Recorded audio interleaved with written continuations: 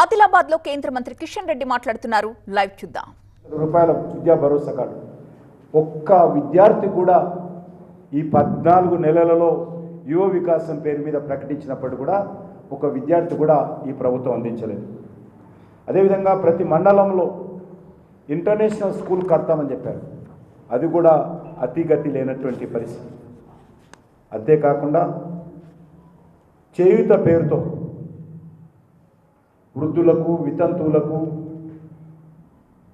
బిడి కార్మికులకు, ఒంటరి మహిళలకు, కల్లుగీత కార్మికులకు, చేనేత కార్మికులకు, డయాలసిస్ పేషెంట్లకు, ఎయిడ్స్ పేషెంట్స్ వీళ్ళందరూ కూడా నెలకు 4,000 రూపాయల పెన్షన్ ఇస్తాము, 2,000 రూపాయల నుంచి 4,000 చేస్తామని చెప్పి హామీ ఇచ్చారు. దానికి సంబంధించి మరి ఒక్కరికి కూడా ఇంతవరకు 4,000 పెన్షన్ పెంచలేదు, ఇవ్వలేదనే విషయాన్ని ఈ సందర్భంగా నేను మనవి చేస్తున్నాను.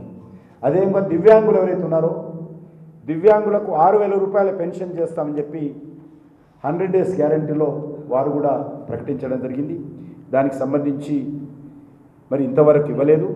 ఈ రకంగా దివ్యాంగులకు అదేవిధంగా ఈ యొక్క పెన్షన్దారులకు పెన్షన్ తీసుకుంటే వరకు 28,000 ఒక్కొక్కరికి బాకీ పడ్డది ప్రభుత్వం.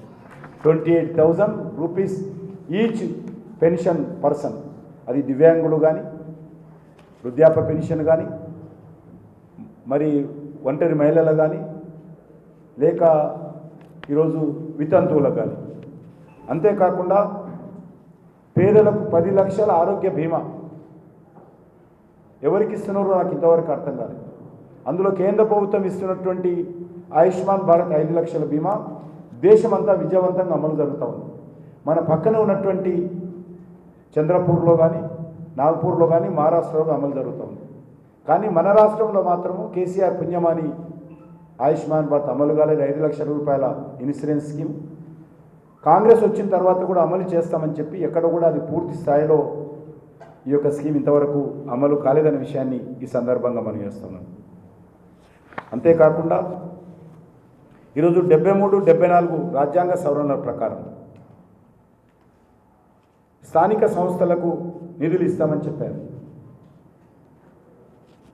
మరి దానికి సంబంధించి ఏ రకమైనటువంటి చర్య తీసుకోలేదనే విషయాన్ని ఈ సందర్భంగా మనం చేస్తున్నాం.